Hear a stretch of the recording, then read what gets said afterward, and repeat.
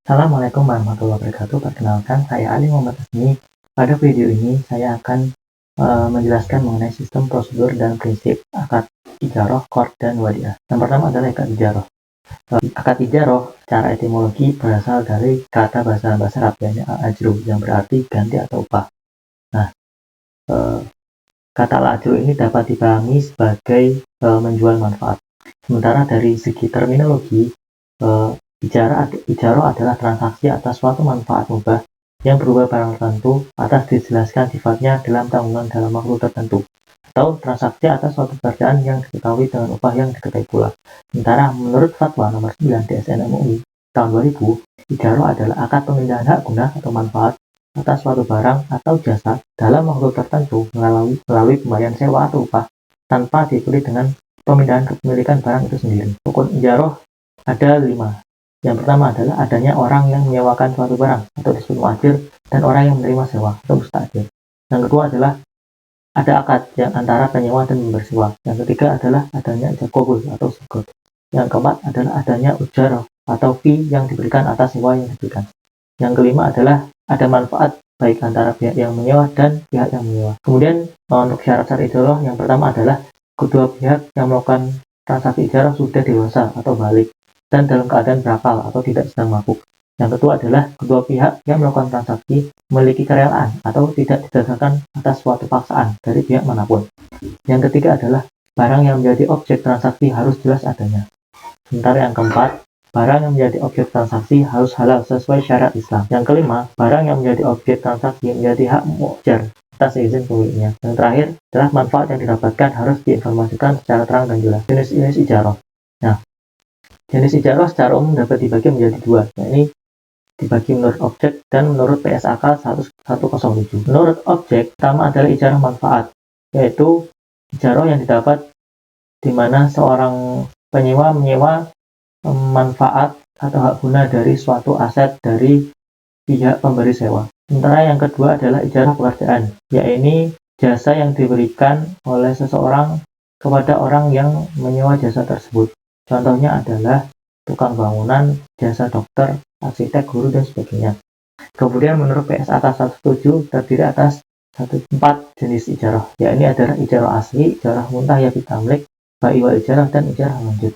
Ijarah asli adalah transaksi sewa menyewa terhadap objek ijarah yang dilakukan tanpa adanya perpindahan hak kepemilikan atas aset. Kemudian ijarah muntahiyah bitamlik adalah akad ijarah dengan tambahan adanya perjanjian atau wa'ad perpindahan kepemilikan objek yang disewakan pada waktu tertentu. Nah, perpindahan kepemilikan ini dapat dilakukan setelah proses pembayaran objek ijarah telah lunas dan telah kembali kepada pemilik atau pemberi sewa. Kemudian perpindahan hak milik tersebut dapat dilakukan dengan membuat akad baru yang terpisah dari akad ijarah sebelumnya. Pembayaran pemindahan kepemilikan ini dapat melalui penjualan, hibah, atau angsuran. Yang ketiga adalah bai wal ijarah. Transaksi ijarah ini dilakukan saat objek ijarah yang telah dijual kepada pihak lain kemudian disewa kembali karena penyewa atau pemilik sebelumnya masih membutuhkan manfaat yang ada dalam objek tersebut.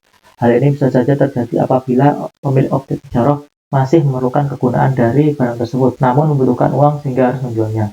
Dan yang terakhir adalah ijarah lanjut. Ijarah lanjut melakukan kegiatan menyewakan lebih lanjut barang atau aset yang sebelumnya telah disewa dari pemilik kepada pihak lain. Untuk landasan hukum akad ijarah tersendiri dalam Quran ada 2, yaitu surat At-Tolak ayat 6 dan surat Al-Qasas ayat 26-27. Sedangkan dalam hadis ada hadis riwayat Abdul Razak, barang siapa mempekerjakan pekerja, beritahulah upahnya. Kemudian untuk skema ijarah paralel, yang pertama adalah nasabah mengidentifikasi dan memilih aset yang ingin disewa dari renter atau pemberi sewa. Kemudian yang kedua, nasabah mengajukan pembiayaan ijarah kepada bank, dan yang ketiga, kemudian bank menyewa aset tersebut yang diinginkan oleh nasabah dari pemberi sewa atau pemilik barang. Yang keempat adalah bank menerima hak sewa dari pemilik barang atau pemberi sewa. Kemudian yang kelima adalah bank menyewakan aset yang baru saja disewanya dari pemilik sewa kepada nasabah. Kemudian yang keenam adalah nasabah membayar biaya sewa atau ujrah kepada bank. Sementara untuk skema akad ijarah muntahiyah bitamlik atau IMBT, yang pertama adalah nasabah mengidentifikasi dan memilih aset yang diinginkan dari supplier atau penjual. Kemudian yang kedua adalah nasabah mengajukan pembiayaan IMBT kepada bank. Kemudian yang ketiga adalah bank membeli aset yang diinginkan tadi dari nasabah kepada supplier. Yang keempat, bank menerima aset dari supplier. Yang kelima, bank menyewakan aset tersebut kepada nasabah dengan perjanjian jual beli atau hibah di akhir periode sewa. Yang keenam adalah nasabah membayar sewa atau ujrah kepada bank dan membeli aset tersebut jika menggunakan akad jual beli dan menerima hibah tersebut jika menggunakan akad hibah dari aset yang disewakan sebelumnya. Yang kedua adalah cord. Pengertian cord adalah akad pinjaman yang wajib dikembalikan dengan jumlah yang sama pada waktu yang disepakati. Sementara menurut Bank Indonesia, cord adalah pinjam meminjam dana tanpa imbalan dengan kewajiban peminjam mengembalikan pokok pinjaman secara sekaligus atau cicilan dalam jangka waktu tertentu. Syarat dan rukun cord yang pertama adalah adanya muktarid atau peminjam, yang kedua adanya pemberi pinjaman atau mukrid. Yang ketiga adalah sebagai fungsi sosial. Yang keempat adalah adanya barang atau uang atau disebut ma'qud alaih. Yang kelima adalah ijab qabul, adanya ijab qabul atau siwot. Sedangkan syarat cord perbankan adalah yang pertama ada pihak bank yang memberikan pinjaman, yang kedua adalah pihak nasabah yang menerima pinjaman, dan yang ketiga adalah proyeksi usaha atau tujuan digunakannya dana yang dipinjamkan tersebut. Nah, kemudian dalam fatwa nomor 19 DSN MUI tahun 2001 diatur ketentuan umum tentang cord. Yang pertama, cord adalah pinjaman yang diberikan kepada nasabah yang memerlukan. Yang kedua, nasabah cord wajib mengembalikan jumlah pokok yang diterima pada waktu yang telah disepakati bersama. Yang ketiga, biaya administrasi dipenuhi kepada nasabah. Yang keempat, lembaga keuangan syariah dapat meminta jaminan kepada nasabah bila mana dipandang perlu. Yang keenam, nasabah cord dapat memberikan tambahan atau sumbangan dengan sukarela kepada lembaga keuangan syariah selama hal tersebut tidak diperjanjikan dalam akad. Kemudian yang terakhir adalah jika nasabah tidak dapat mengembalikan sebagian atau seluruh kewajibannya pada saat yang telah disepakati dan lembaga keuangan syariah telah memastikan ketidakmampuannya, lembaga tersebut dapat memperpanjang jangka waktu kembalian atau melakukan penghapusan write-off sebagian atau seluruh kewajiban. Kemudian sumber dana dari cord yang pertama adalah bagian dari modal lembaga keuangan syariah. Kemudian bisa juga melalui keuntungan lembaga keuangan syariah yang disisihkan. Dan yang ketiga dapat pula melalui infak yang disalurkan lewat lembaga keuangan syariah. Sementara untuk fungsi dari cord sendiri adalah yang pertama untuk membantu nasabah yang sedang membutuhkan dana cepat untuk kebutuhan yang mendesak. Yang kedua adalah sebagai pembeda lembaga keuangan syariah dengan lembaga konvensional. Yang ketiga adalah sebagai fungsi sosial lembaga keuangan syariah. Kemudian macam cord dibagi secara umum dibagi menjadi dua. Yang pertama adalah cord ansih atau cord asli atau cord saja, yakni dengan fungsi hanya sebagai tujuan sosial. Yang kedua adalah akad cord sebagai pelengkap akad komersil. Hal ini cord dapat dikombinasikan dengan akad lain dalam produk perbankan syariah, seperti halnya digunakan dalam produk rahan emas, pengurusan dan talangan haji, menjak piutang, dan pengalihan piutang. Nah, kegunaan cord pada perbankan syariah. Cord digunakan dalam beberapa produk perbankan syariah. Yang pertama adalah pinjaman tunai dari produk kartu kredit syariah. Ini bisa dikombinasikan dengan akad ijaroh. Kemudian ada juga pinjaman untuk kalangan keperluan haji, kemudian pinjaman untuk pengusaha kecil, dan pinjaman untuk pengurus atau karyawan atau internal bank. Dalil dari atau landasan hukum dari akad cord ini adalah surat Al-Baqarah ayat 245. Kemudian juga terdapat dalam surat Al-Baqarah ayat 290. Untuk skema cord sendiri, yang pertama adalah pemberi pinjaman mengajukan akad cord penerima pinjaman mengajukan akad cord kepada pemberi pinjaman. Dalam hal ini nasabah mengajukan pinjaman cord kepada bank sebagai lembaga keuangan syariah. Kemudian setelah disetujui dan dipandang layak, kemudian bank memberikan 100% seluruh yang dibutuhkan oleh nasabah tersebut untuk mendanai tujuan usaha atau kegiatan tertentu, di mana kegiatan atau tujuan tersebut dilakukan oleh penerima pinjaman atau nasabah. Kemudian jika kegiatan tersebut menghasilkan usaha, maka keuntungannya 100% dimiliki oleh penerima pinjaman. Sementara kemudian modalnya sambil melunasi modal dan mengembalikan pokok pinjaman saja kepada pemberi pinjaman. Di sini tidak ada sama sekali kelebihan imbalan atau tambahan atas pinjaman dananya yang diberikan. Kemudian tapi dalam catatan ini si pemberi pinjaman ini dapat mengenakan biaya admin sesuai dengan biaya real yang dibutuhkan dalam pencairan dana tersebut. Kemudian yang ketiga adalah akad wadiah. Nah, wadiah sendiri secara etimologi berasal dari kata wada asyai'a yang berarti meninggalkan atau menitipkan sesuatu pada orang lain yang sanggup menjaga. Nah, dalam konteks ekonomi syariah, wadiah adalah titipan nasabah yang harus dijaga dan dikembalikan setiap saat atau sewaktu-waktu nasabah yang bersangkutan menghendaki. Yang bertanggung jawab atas penggalian titipan tersebut. Nah, wadiah di sini termasuk dalam akad tabaruk atau non-profit. Tapi kemudian dapat juga dikembangkan dengan dikombinasikan dengan akad lain. Kemudian jenis-jenis wadiah. Wadiah dibagi menjadi dua. Yang pertama adalah wadiah yad amanah. Yang kedua adalah wadiah yad domanah.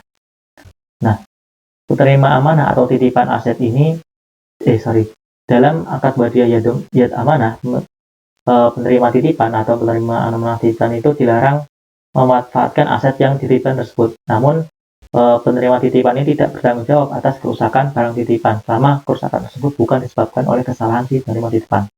Sementara dalam wadiah yad domanah, penerima titipan boleh atau diperbolehkan untuk memanfaatkan barang titipan selama dilakukan atas izin penitip dan wajib menjaga keutuhan barang jika sewaktu-waktu barang titipan tersebut akan diambil oleh penitip.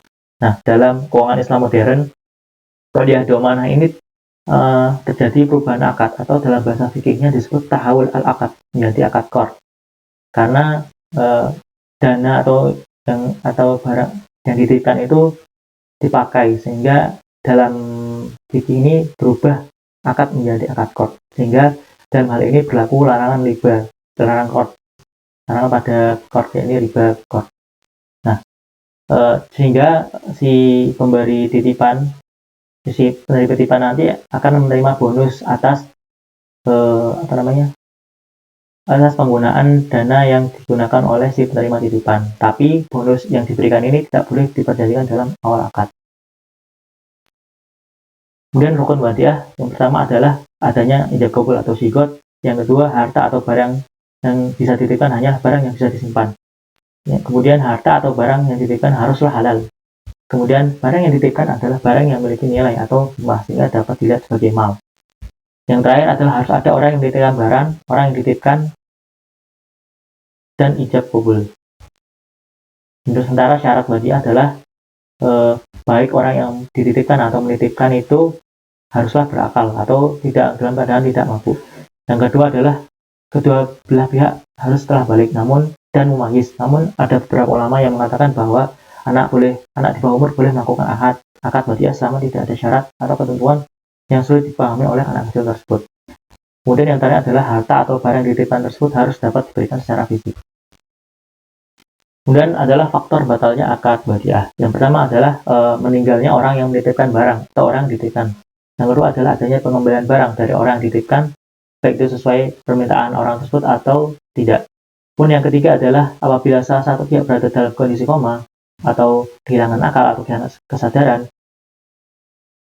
Yang keempat adalah terjadi hajar atau legal restriction yang dimana hilangnya kompetensi si penitip maupun yang dititipi mengalami kebangkrutan atau pailit. Yang kelima adalah apabila terjadi pemindahan kepemilikan, yaitu pihak yang dititipi mentransfer hak milik barang kepada pihak lain dengan cara dijual atau diberikan sebagai hadiah. Nah, landasan hukum akad wadiah ini adalah surat Al-Baqarah ayat 293 dan surat An-Nisa ayat 58. Kemudian skema wadiah amanah adalah si penitip melakukan perjanjian wadiah kepada si penerima titipan, di mana si penitip menitipkan aset tersebut kepada si penerima dan si penitip membayar biaya penitipan atau ujrah kepada si penerima titipan.